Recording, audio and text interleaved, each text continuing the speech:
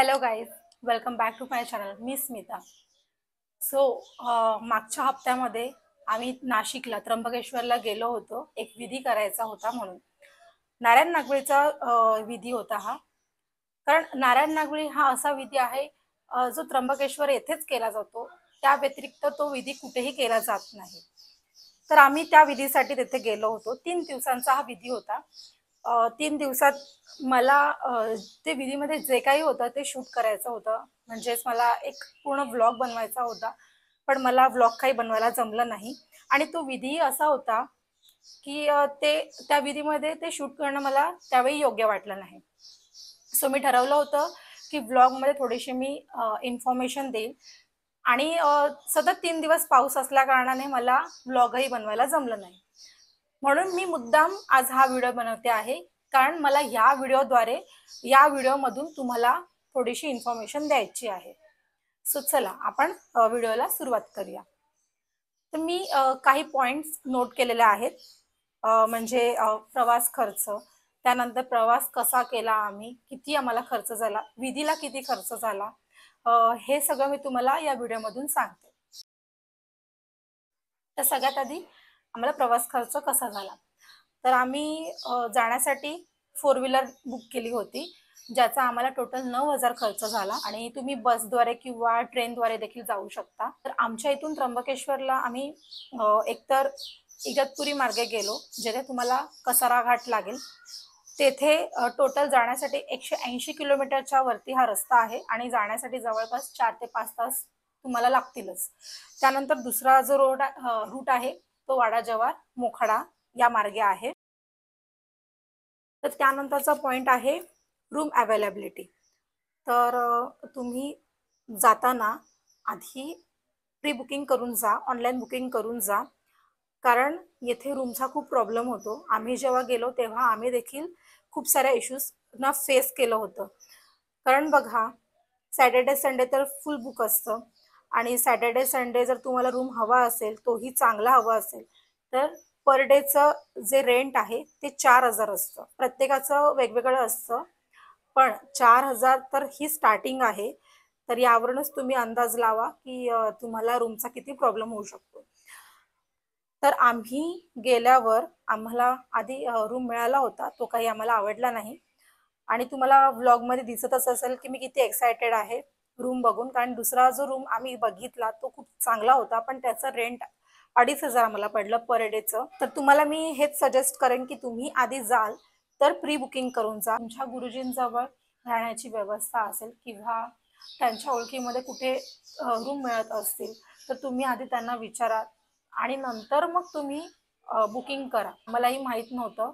आम्ही देखील 2 दिवसांसाठी रूम बुक केला होता आणि तिसऱ्या दिवशीसाठी आम्हाला नंतर कळालं की गुरुजींकडे राहण्याची व्यवस्था आहे. म्हणून आम्ही मग लास्टच्या दिवशी, तिसऱ्या दिवशी मग आम्ही तिथे स्टे केलं होतं. तर हा विधी का करावा?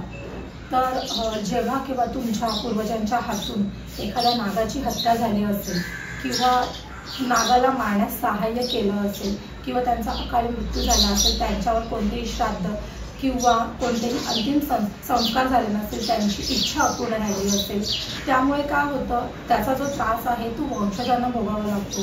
आणि त्यामुळे घरामध्ये कलह निर्माण होतात, सतत भांडणं होतात, कोणत्याही कामामध्ये यश मिळत नाही, बाधा निर्माण होते, नकारात्मक वातावरण घरामध्ये तयार होतं. सो हा विधी केल्याने काय होतं, पूर्ण घरामध्ये सकारात्मक वातावरण तयार होतं, तुमच्या कामामध्ये यश मिळतं, कुठलीही बाधा निर्माण होत नाही.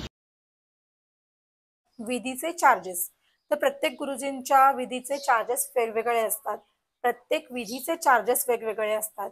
तर आम्ही जो विधी केला होता नारायण नागवेचा, त्या विधीमागे आम्हाला 6,500 खर्च आला विधीचा.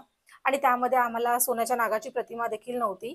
तर आम्ही तो सोन्याचा नाग विकत घेतला होता. श्राद्धात जसे विधी होतात किंवा अंतिम संस्कारामध्ये जसे विधी होतात, असे विधी तिथे केले जातात. त्यामुळे ते शूट करणं मला योग्य नाही वाटलं. म्हणून मी स्टार्टिंग 1 मिनिटाचा I think me video shoot केला असेल स्टार्टिंगला, तो मी ब्लॉगमध्ये टाकला आहे. आणि त्याच्या पुढचा मी काही ब्लॉग बनवला नाही. तुम्हाला कारण मी सांगितलं आहे का नाही बनवला ते. त्र्यंबकेश्वर तर तुम्हाला माहितीच असेल, जे 12 ज्योतिर्लिंगांपैकी एक ज्योतिर्लिंग आहे. आणि बरेचसे विधी येथे केले जातात। त्यापैकी नारायण नागबळी हा विधी जो आहे तो फक्त येथेच केला जातो, त्र्यंबकेश्वरमध्येच केला जातो, त्या व्यतिरिक्त तो विधी कुठेही केला जात नाही। तर येथे त्र्यंबकेश्वरला 12 वर्षांनी कुंभमेळा भरवला जातो, जो की सिंहस्थ कुंभमेळा असं त्या कुंभमेळ्याचं नाव आहे। तेथे कुशावर्त कुंड आहे, ज्या कुंडामध्ये गोदावरी नदीचं पाणी आहे आणि अत्यंत पवित्र असं पाणी आहे हे। त्या कुंडामध्ये स्नान करून नंतर विधीला सुरुवात करतात आणि विधीची सांगता म्हणजेच जेव्हा विधी होतो त्याच्या 3ऱ्या दिवशीच्या विधीला देखील तुम्हाला त्या कुंडामध्ये स्नान करावं लागतं आणि नंतर मग विधीला सुरुवात केली जाते। पहिल्या दिवशी आम्ही जेव्हा बसलो होतो तेव्हा तो विधी कसा होता, त्याच्यामध्ये काय होतं ते मी तुम्हाला थोडक्यात सांगते। तर पहिल्या दिवशी नारायण बळी दिला जातो। नारायण अर्थातच एक प्रेतात्मा म्हणजेच पिठाने एक पुतळा तयार केला जातो आणि त्या पुतळ्यावर अंतिम संस्कार केले जातात, अंतिम संस्कारासारखे विधी केले जातात। शिवाय ब्रह्मा विष्णू महेश त्यानंतर तत्पुरुष आणि यमराज या 5 देवतांना आवाहन करून त्या पुतळ्यावर तुम्हाला अंतिम संस्कार करायचे असतात आणि नंतर अंतिम संस्कार करून तो दहन करावा लागतो।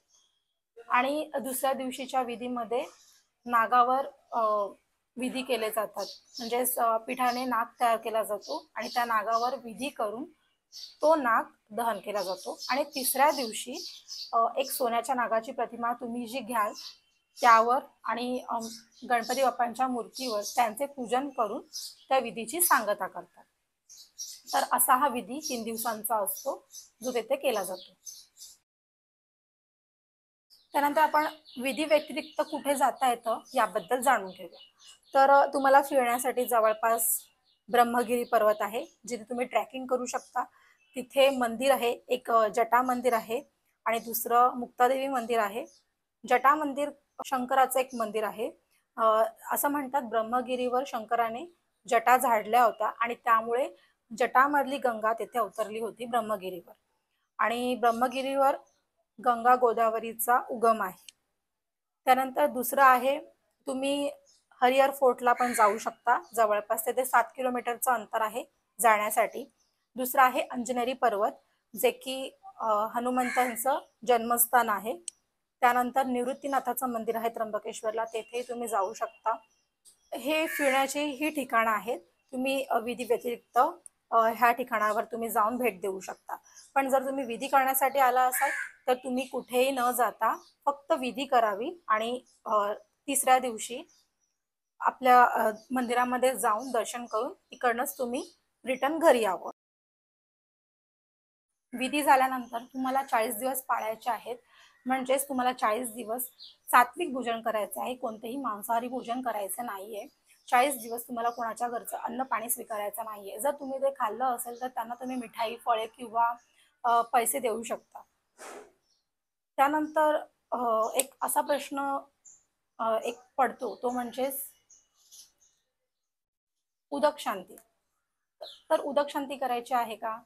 तर मी म्हणेन हो, उदक शांती करायचीच आहे, तेही तुम्हाला 40 दिवसांच्या आत करायचे आहे, कारण उदक शांती केल्यानंतरचा जो इफेक्ट आहे तो लवकर दिसून येतो।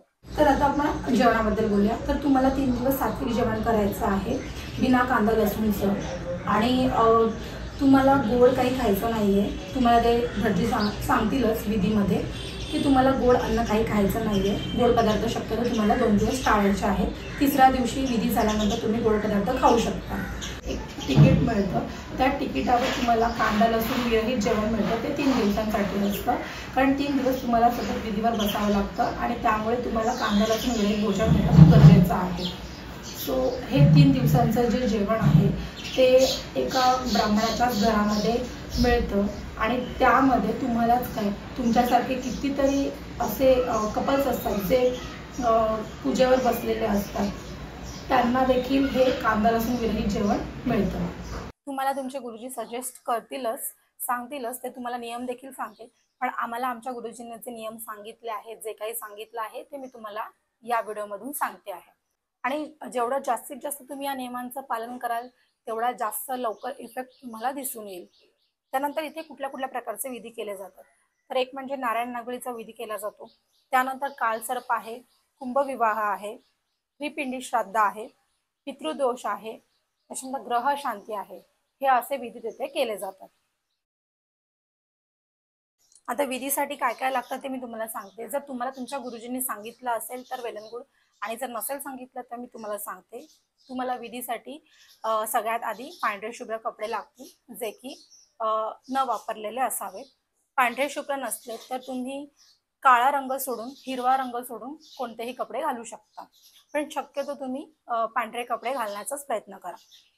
तर सगळ्यात आधी तुम्हाला ह्याच्यामध्ये कुंडामध्ये जाऊन स्नान करावं लागतं आणि नंतरच ते कपडे परिधान करून तुम्हाला विधीवर बसावं लागतं. त्यानंतर तिसऱ्या दिवशी तुम्हाला एक सोन्याच्या नागाची प्रतिमा लागेल. ती तुम्हाला जर तुमच्या भटजींच्याच पॅकेजमध्ये इन्क्लूड असेल तर काही हरकत नाही, आणि जर नसेल तर तुम्ही तिथून विकत घेऊ शकता, किंवा तुमच्या घराच्या आसपास जर कुठे ज्वेलर्स असेल तर तुम्ही तिथून घेऊ शकता. शक्यतो कमीत कमी पैशांमध्ये जर मिळत असेल तर तुम्ही घ्या, कारण ती प्रतिमा आहे त्यावर पूजा करून नंतर ती तुम्हाला दान करावी लागते. तर दॅट्स इट. जेवढी मला इन्फॉर्मेशन माहिती आहे ती मी तुम्हाला सांगितली आहे. जर तुमचे काही प्रश्न असेल तर मला कमेंट बॉक्समध्ये नक्की विचारा. धन्यवाद. व्हिडिओला लाईक, शेअर, सबस्क्राईब करायला विसरू नका.